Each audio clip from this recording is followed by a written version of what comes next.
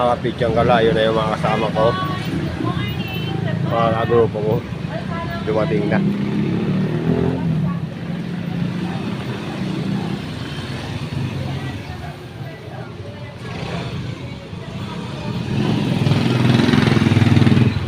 At ito si Casey, yung na-stroke na kabarangay namin dati, utility ng barangay namin, nagsisikap maka-recover. Ayan siya.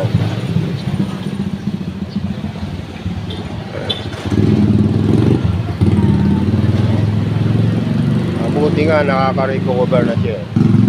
Yan, nagsisikap pa rin siya bumalik yung dati niyang sigla. Ayan.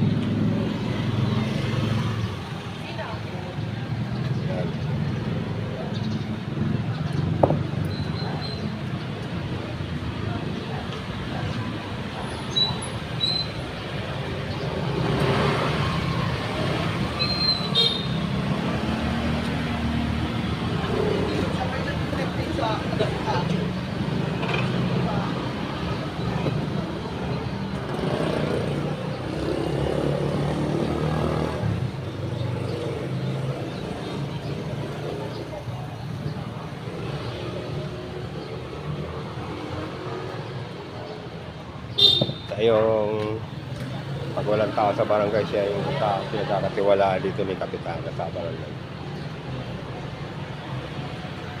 Barangay 134, mga kabitsang wala, mga farmer. Yan si Jesse Boy.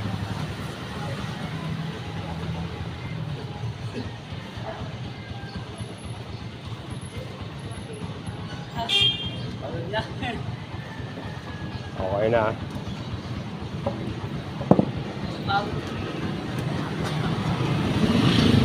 Bubukod ko yung nito, upload. Yan, meron pa siyang